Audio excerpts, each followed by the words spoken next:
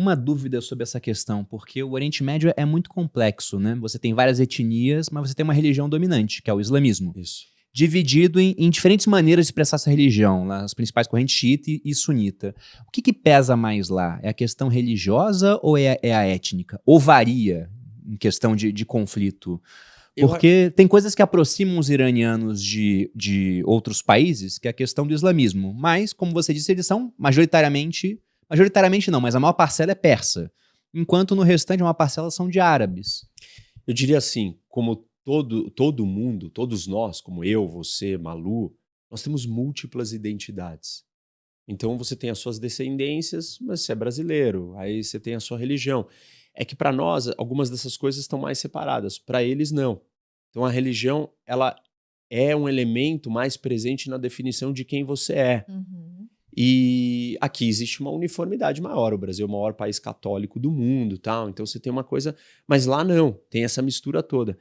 Depende do regime ou do momento da época, a identidade é construída em cima de um elemento. A Revolução Islâmica construiu a identidade iraniana em cima do aspecto xiita islâmico. E o Shah, por exemplo, né, que era a antiga monarquia no Irã, ele quis construir a identidade iraniana em cima dos persas. Ambos têm um problema, né? Porque você tem as outras identidades. Porque se você, sei lá, você não é tão xiita e não estão falando tanto, sei lá, da história do Irã, do lugar. Aí você fala, pô, mas talvez eu seja mais ligado com, né, os árabes que estão dentro do Irã. Talvez eu possa ser mais próximo dos outros países. Então, cada momento você vai vendo uma dessas identidades se sobressaindo mais. Então é difícil dizer, existe sobreposição em muita coisa, mas depende como você constrói. Depende qual é a natureza do país. Talvez para o Líbano, eles se enxergam como árabes.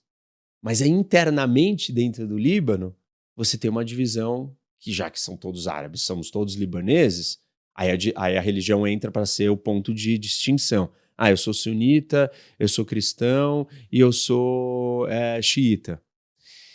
Então depende qual é o grau, o nível a escala de comparação. Se vai comparar dentro de um país, você vai encontrar um desenho. Se você comparar, aí o Líbano, você acha que o Líbano se sente mais próximo da Arábia Saudita? Acho que não. Acho que o libanês se sente mais libanês. Mas aí quando o libanês está lá dentro do Líbano, aí ele tem as divisões, aí essas outras aparecem. Então depende com o que você compara, qual a escala que você compara. Às vezes você compara internamente. Hoje eu diria que dentro do Irã, eles se veem mais como iranianos. Como essa identidade iraniana está sendo puxada tanto para a religião, muitos deles falam, pô, isso daqui, sei lá, não está me mantendo mais.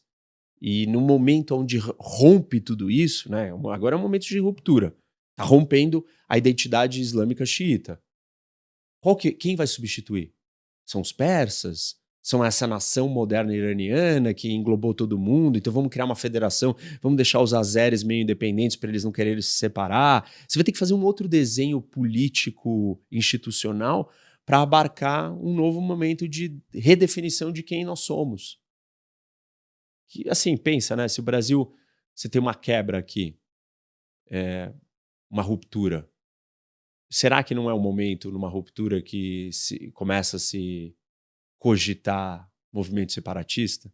Essa é a hora. Porque a ruptura está criando um requestionamento, uma redefinição de quem somos. E isso está em jogo no Irã agora. Eu pergunto isso sobre aquela ótica do Samuel Huntington, do choque das civilizações, né?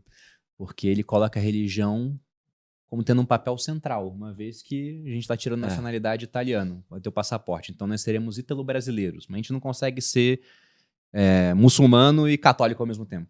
Sim, não dá. Se alguém consegue em casa, está fazendo errado. Né? Basta falar com alguém que de uma dessas religiões para você ver. Então a religião tem um papel central. Sim. Mas lá realmente é complexo, né? Porque, como você disse, árabes xiitas estão agora apoiando o ataque ao Irã. Isso. Se Ou seja, eles estão a favor de Israel. Então, mas se você olhar no macro, se você for comparar a civilização islâmica com a civilização ocidental, aí o denominador maior é o religioso. E essa é a teoria do Huntington. Ele diz que na escala grande, global, o ponto de conexão maior que transcende fronteiras é a religião. E é nessa escala que você, então, vê o choque de civilizações.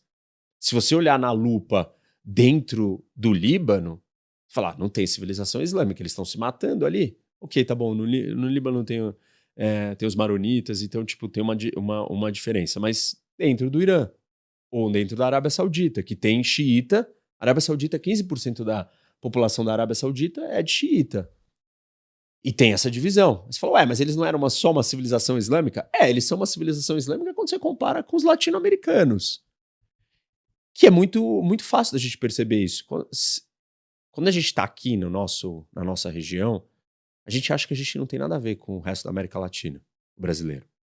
A gente fala outro idioma, a cultura não é exatamente a mesma. Não entendemos as músicas, as danças dele, não é igual. A gente acha que a gente é diferente. Aí quando se distancia... Quando você vai para os Estados Unidos, ou você vai para a Europa, quem vai ser seu melhor amigo? Vai ser um argentino. Colombiano. É isso. Você fala, agora nós somos irmãos. Somos irmãos comparados com escandinavos, com alemães, com franceses, com a civilização ocidental, com o indiano. Você vai falar, nossa, o Peru é idêntico a gente. Entende? Então, por isso que eu falei, depende da escala de comparação, de referência que você está usando. Se você for olhar com uma lupa, dentro do Irã, o elemento étnico, é óbvio que ele é um fator bem importante. E assim por diante dentro da região. Agora, tem uma visão mais macro, mais de fora, você vai entrar em outra... Você vai enxergar outra coisa. Você não vai perceber esses detalhes, essas nuances. Quando eu fiz intercâmbio em West Point, eu fiquei 2 meses na Academia Militar Americana. E não tinha ninguém que falava português. Então, o cara que era o meu canga, que era o cara que ficava do meu lado o tempo todo me mostrando como é que funcionavam as coisas, era um americano filho de colombianos. Falava espanhol. Ele jogava futebol. Ele conhecia os jogadores principais do Brasil, acompanhava o futebol europeu, né, com muitos brasileiros. Então... Era bem nítida essa questão da aproximação, porque a gente tinha uma cultura mais parecida em comparação com o restante dos americanos, né?